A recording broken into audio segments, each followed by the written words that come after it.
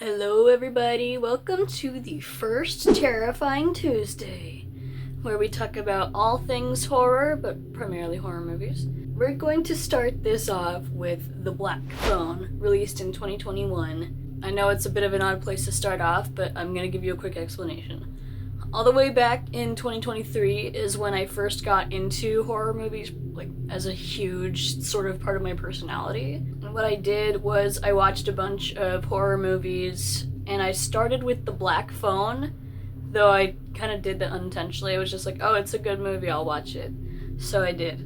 I definitely think this movie stuck with me for a really long time due to how good it was, like, just as a movie. And I'm here to talk about it today and explain why I like it so much, because I'm sure I don't need to really explain my case as to why it's a good movie, but I want to talk about it anyway, because I feel like it's pretty unique. I haven't really seen much else like it. Starting off with a basic plot summary. So to anybody who's a little bit unfamiliar and hasn't seen the movie, I'm going to tell you now to go watch it and avoid spoilers. In case you need a selling point though, boy gets kidnapped and then has to communicate with ghosts in order to escape. And I think that's really cool. Especially the execution of such a strange concept. Like, who thought of this? I know it was based off of an old short story, but freaking excellent execution. The main part of it that I think I like the most is the fact that it's a battle of wits between a kidnapper and his victim. The fact that Finney has to use every resource available to him in order to escape the basement, including a phone from the grabber's childhood, which is the name of the villain from this movie.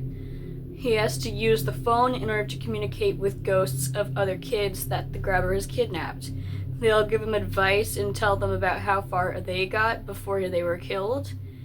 And on the side, his sister, from their abusive household, has powers inherited from their mother and is using them to try and find Finney, though it's not something that she can just do on command. It's like, in her dreams, she sees what's going on and uses it to help the police, even though her dad doesn't want her doing that. The way they use that to build tension and really make you feel like, oh god, what's gonna happen next? And especially at the points where it's like you feel really hopeful when you see progress made, and really down when you see something in the way, and you really, really root for Finney to escape. Because he's working so hard and using the smartest tactics ever in order to escape, it almost feels like Saw in the way that he's, like, using everything in that area in order to escape, minus, like, the time limit. Okay, one thing I'm going to say now, I was never a huge fan of ghosts, like the usage of them in movies, but I think this one does a really good job at making me actually care about ghosts, because it's not like you're being haunted. It's more like the ghosts have to help along, you know, the main character in order to escape, of course.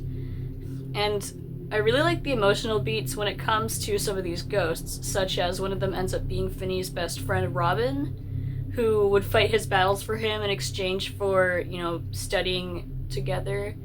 Though it doesn't feel like just a transactional thing, they definitely felt like friends. And it was really sad to see. It's like, this is the last time I'm ever gonna talk to you. It's like, ow, that hurt my feelings. Oh, that hurt my feelings. Maybe I'm just over emotional, but I think it was executed really well. I also want to talk about the general atmosphere and the way that they do horror. Like, I think nowadays it's kind of hard to get a good scare out of an audience, but this one actually worked. They plan jump scares efficiently and don't really use a whole lot of them, so that's how it gets you. And I just need to talk about the opening credits. The opening credits are so good. We get a scene at a baseball game, and we don't get introduced to the main character right away, so we kind of believe that Bruce Yamada is going to be the main character who's like living the life, living the dream. We even get to see his baby photos after he gets kidnapped to sort of add further tragedy. I also appreciate how a lot of the movie is very gray. It's very toned down, because of course it's a very bleak situation. Of course they don't do that all the time. They use it, like, mostly in scenes that require it. which I don't really notice how most movies use color and saturation in order to portray emotion, but this one does it pretty well. Or at least to my recollection. For example, when Finney and Gwen are walking to school, the colors are brighter and it feels like a nice sunny morning. As opposed to when they get home, the lighting is a little bit darker. I also think the structure of the movie is very balanced, where after Finney gets kidnapped, it's like scenes where Finney interacts with the grabber, and then he gets to talk to the ghosts, and then we cut back with Gwen. It doesn't go like that all the time, but that's to my recollection how it goes. And generally, I like the progress in the way that it's made. It feels like, you know, we're not really sitting around and taking a break. Like, the movie is always going, the movie is always progressing. So, never a second lost. I also find that the acting was really, really good. Like, oh my god, especially the scene where Gwen is getting beaten. It's like, I feel like people talk about it already, but I need to mention how great it was. Even, like, during an interview with the creators, they were talking about how impressive it was that the actress for Gwen just went from, like, sobbing and in tears to a small burst of anger. They didn't tell her to do that. She just did that naturally. She is going places. That was a really impressive feat.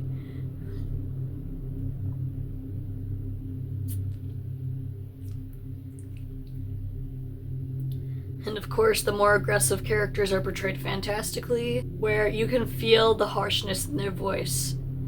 I also need to talk about that ending. That ending was fantastic, where it's like Finney finally defeats the grabber and has him like you know, strung up like with the phone, and then it's like the phone finally rings and the grabber gets to hear the voices of the boys that he's killed, and of course they say things that they said to Finney, such as, "You don't have much time, this is the end of your pathetic little life," and then the ending, Finn's arm is mint before his neck gets snapped. I think that was cinema. That was really good. A couple notes. These are movies that I'm going to review in the future, but I want to quickly bring up the sequel and the sort of spin-off. I do plan to review the VHS series in the future, once I get there, because I do like those movies. And in case anybody watching doesn't know this, VHS 85 contains a segment called Dream Kill, which is a spin-off of The Black Phone, where Gwen and Finney's cousin, who happens to have the same powers as Gwen, has to solve a couple murders that he keeps seeing in his dreams, and they're all in a found footage medium. I really like found footage, and I plan to talk about found footage in the future.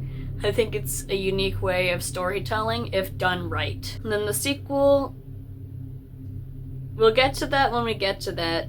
Actually, tell me if you want a review of The Black Phone too, because I don't have nice things to say about it. If you'd rather that I stick to positive things and don't talk about movies that I didn't really prefer, then let me know and I will skip the movies that I don't like and you'll just know that I didn't like it.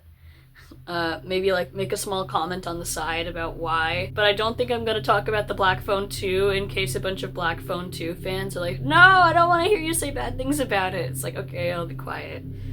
Like, if you like this movie, good for you. I didn't. I even got my brother prepared to watch it with me on the weekend that it was coming out. It's like, on the very day, there was a matinee for it, and we sat down and watched the whole movie. I was even prepared to get him to watch Dream Kill, but he doesn't like the VHS movies, so I didn't get to make him watch that. And then after that, I went to take him to see the movie, and we both had bad things to say about it. But anyways, enough of that. I think we're pretty much done here. How would I rate this movie? I think I'm gonna give it an 8 out of 10. It's not perfect, there's definitely things that are missing, I think. Like, it's no cinematic masterpiece, but it's fun to watch and you should definitely watch it. I feel like it's a movie that you should definitely pay attention to instead of like watching popcorn and just kind of turning your brain off. But you could do that, I guess. You could do that. I just wouldn't recommend it. Alright, I think that's all I gotta say about it. Thank you so much for tuning in, and I hope to see you next week when we get to our first Warrior Cats Wednesday. What are your thoughts? Did you like the movie? Have you seen the movie? If not, then maybe go do it. Do you have any movies that you want me to watch? Please let me know, and I will see you soon. Goodbye.